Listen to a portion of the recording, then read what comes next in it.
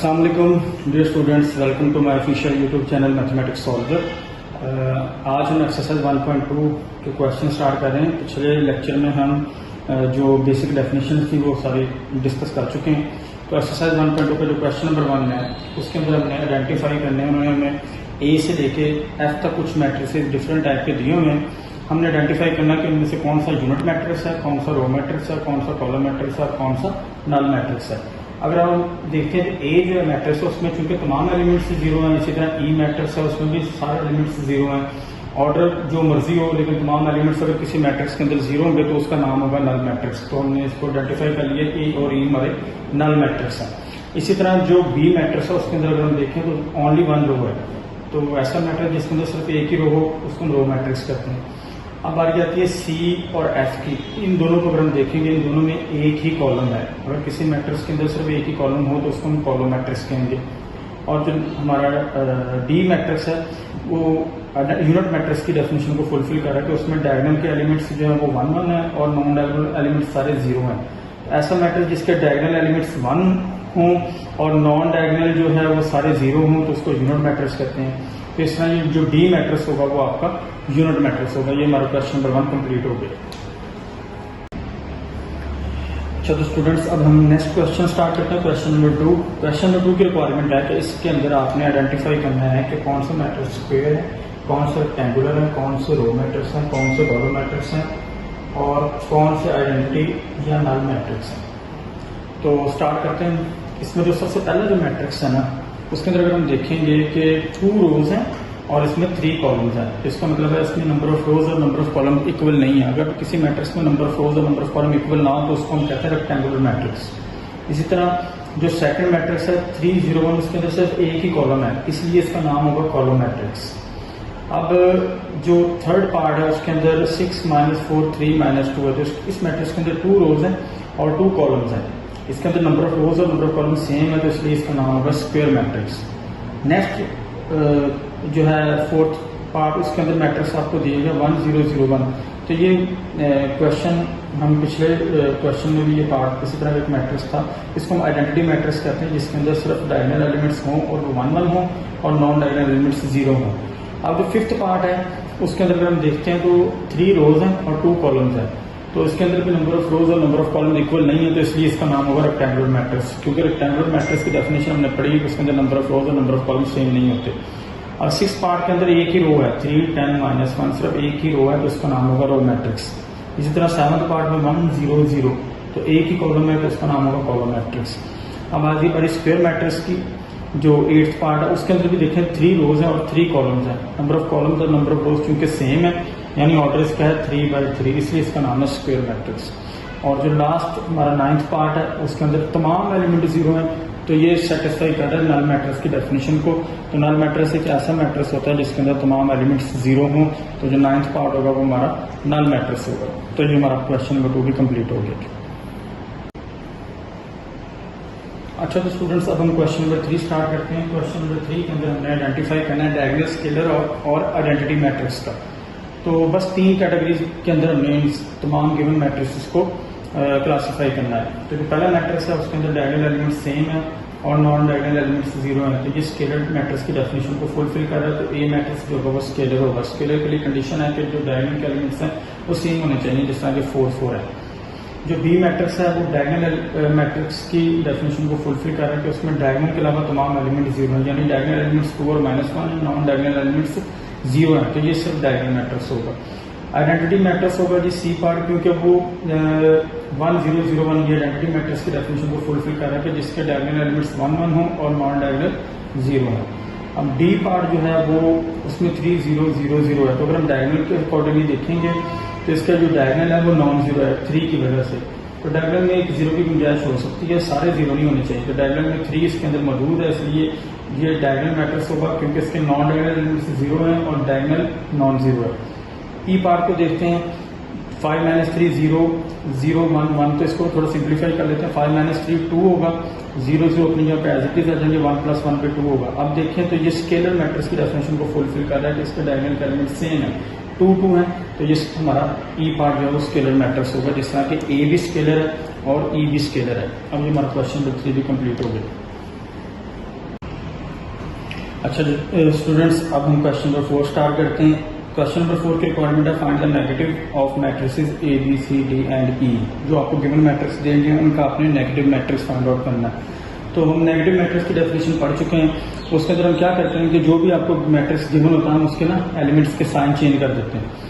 तो अब अगर हम देखें कि जो ए मैट्रिक्स है उसके अंदर सिर्फ एक ही कॉलम है 1 0 और -1। अब इसके अंदर हमने क्या करना है, तमाम एलिमेंट्स के साइन चेंज कर देना है। साइन चेंज करने का मतलब ये है कि आपने नेगेटिव नंबर को पॉजिटिव बना देना है और पॉजिटिव नंबर को नेगेटिव बना देना है। अब प्लस का 1 जो था, अच्छा दूसरी चीज़ के जो नेगेटिव होता है किसी भी मैट्रिक्स है उसको ना हम उस मैट्रिक्स के साथ माइनस लगा के उससे डिनोट करते हैं। जिस तरह कि -a है, ए का जो नेगेटिव मैट्रिक्स होगा वो -a होगा। तो इसमें जो 1 है उसकी जगह पे आ जाएगा -1। 0 का आपको पता है न्यूट्रल है, ना पॉजिटिव है ना नेगेटिव है, तो उसका साइन ना पॉजिटिव होता है ना नेगेटिव होता है, इसलिए उसका साइन चेंज नहीं होगा। नीचे जो -1 है, -1 को आपने +1 कर देना। अब बी मैट्रिक्स का जो नेगेटिव मैट्रिक्स होगा उसको -b से डिनोट करेंगे और इसके अंदर क्या होगा कि जो भी आपके पास एलिमेंट्स हैं उनके साइन चेंज कर देंगे।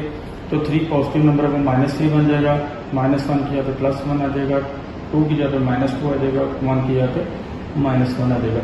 इसी तरह सी के अंदर भी हम यही करेंगे कि इसका जो नेगेटिव मैट्रिक्स होगा उसको -c से डिनोट करेंगे और सी के अंदर जितने भी एलिमेंट्स हम सबके साइन चेंज कर देंगे। अब यहाँ सी में तमाम एलिमेंट्स पॉजिटिव हैं तो जो इसका नेगेटिव मैट्रिक्स होगा उसके अंदर तमाम एलिमेंट्स सब नेगेटिव हो जाएंगे, सबके साइन चेंज कर देंगे। अब डी की तरफ जाते हैं। डी के अंदर देखेंगे इसका नेगेटिव मैट्रिक्स को -d से डिनोट करेंगे। इसके अंदर देखें तो फर्स्ट कॉलम के अंदर -3 और -4 है, जबकि सेकंड कॉलम के अंदर 2 और 5 प्लस में। अब क्या होगा कि जब इसका नेगेटिव मैट्रिक्स बनेगा तो 3 और 4 जो है ये पॉजिटिव हो जाएंगे और 2 और 5 जो है इनके साथ हम माइनस लगा के -2 और -5 लिख लेंगे। अब लास्ट है हमारा ई पार्ट। उसके अंदर हम देखें 1 -5 2 3 है, तो इसका जो नेगेटिव मैट्रिक्स होगा उसको -e से डिनोट करेंगे और इसमें -5 माइनस का है, बाकी सारे एलिमेंट पॉजिटिव हैं, तो इसका जो नेगेटिव मैट्रिक्स बनेगा उसमें ये जो -5 है वो +5 हो जाएगा, बाकी जो सारे 1 2 3 पॉजिटिव थे वो नेगेटिव हो जाएंगे। इस तरह हमने ए बी सी डी और ई तमाम पार्ट्स के नेगेटिव मैट्रिक्स बना लिए। दोबारा मैं रिकॉल करवा रहा हूँ आपको कि हमने क्या किया कि इन मैट्रिक्स के अंदर जो एलिमेंट्स दिए थे उनके साइन चेंज कर दिए। इस तरह जो नया मैट्रिक्स हासिल होगा उसको गिवन मैट्रिक्स का नेगेटिव मैट्रिक्स करते हैं। ये हमारा क्वेश्चन नंबर 4 भी कंप्लीट हो गया।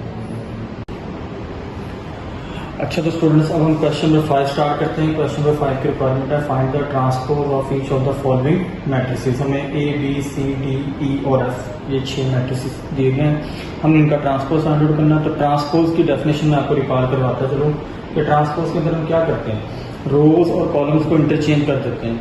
तो ये बड़ा सिंपल सा क्वेश्चन है। तो अगर हम ए मैट्रिक्स को देखें, इसमें 0 1 और -2 कॉलम वाइज लिखा हुआ है, तो इसके अंदर एक ही कॉलम है तो हमने उसको उठा के रो वाइज कन्वर्ट कर दिया है। 0 1 और -2 अकॉर्डिंग टू रो लिख दिया है, तो ये इसका ट्रांसपोज कहलाएगा। इसी तरह जो बी मैट्रिक्स है उसके अंदर सिर्फ एक ही रो है 5 1 और -6, तो जब हम ये एक रो है इसको हम कॉलम बना देंगे तो ये बी का ट्रांसपोज बन जाएगा। अब सी मैट्रिक्स जो है इसके अंदर 3 रोज हैं और 2 कॉलम्स हैं। अब जब हमने सी का ट्रांसपोज लेना है तो वही स्कीम यहाँ पे भी हमें अप्लाई करनी है कि जो 1 2 3 फर्स्ट कॉलम है ये वाला, इसको आपने रो में कन्वर्ट कर देना है। ये देखिए 1 2 3 फर्स्ट कॉलम देखो, फर्स्ट रो बन गया। इसी तरह 2 -1 0 सेकंड कॉलम, इसको भी आपने 2 -1 और 0 सेकंड रो में कन्वर्ट कर देना है। यानी हमने कॉलम्स को रोज में कन्वर्ट कर देना है, या आप ये कह सकते हैं कि हमने रोज को कॉलम्स में कन्वर्ट कर देना है। इंटरचेंज करना है रोज और कॉलम्स को, तो जो नया मैट्रिक्स हासिल होगा वो पिछले मैट्रिक्स का ट्रांसपोज का लेगा। अब जो डी मैट्रिक्स है उसके अंदर 2 3 0 5 ये 2 रोज हैं 2 कॉलम्स हैं, तो 2 3 रो वाइज लिखा हुआ है, इसको हमने कॉलम बना दिया 2 3 से। सेकंड रो जो थी 0 5 इसको भी कॉलम बना दिया, तो ये डी का ट्रांसपोज बन जाएगा। ई जो मैट्रिक्स है उसके अंदर 2 3 फर्स्ट रो है और -4 5 सेकंड रो है। अब 2 3 को मैंने फर्स्ट कॉलम बना दिया, -4 और 5 को मैंने सेकंड कॉलम बना दिया, रोज को कॉलम्स में कन्वर्ट कर दिया। तो ऑटोमेटिकली अगर हम दूसरी तरह से सोचें कि 2 और जो -4 है ये हमारा कॉलम है, तो वो रो बना हुआ नजर आएगा आपको।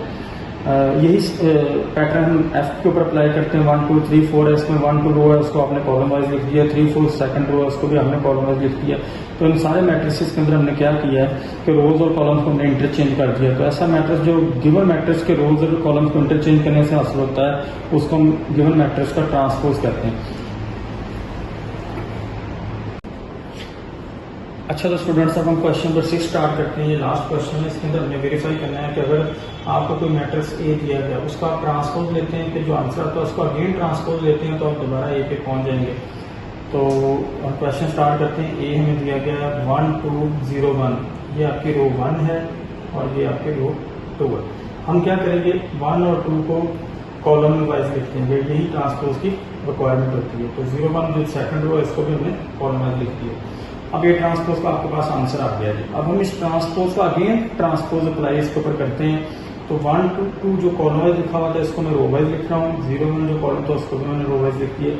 तो अब हम देखेंगे कि जब हम किसी मैट्रिक्स का 2 दफा ट्रांसपोज लेते हैं तो हम घूम के दोबारा उसी मैट्रिक्स के ओरिजिनल पे आ जाएंगे। तो ये प्रूव हो गया कि अगर हम ए का ट्रांसपोज लेके उसको अगेन ट्रांसपोज लेते हैं तो जवाब आपके पास ए ही आएगा। अब इसी तरह बी मैट्रिक्स आपको दिया गया था 1 1 2 0, इसको भी हमने 2 टाइम्स ट्रांसपोज अप्लाई करना है। तो जो फर्स्ट टाइम हम अप्लाई करते हैं ट्रांसपोज, तो 1 1 जो रो वाइज लिखा उसको हमने कॉलम वाइज लिख दिया, 2 0 सेकंड रो तो इसको भी हमने कॉलम बना दिया। अब ये बी ट्रांसपोज का आंसर आ गया। इसके ऊपर हम अगेन ट्रांसपोज अप्लाई करते हैं।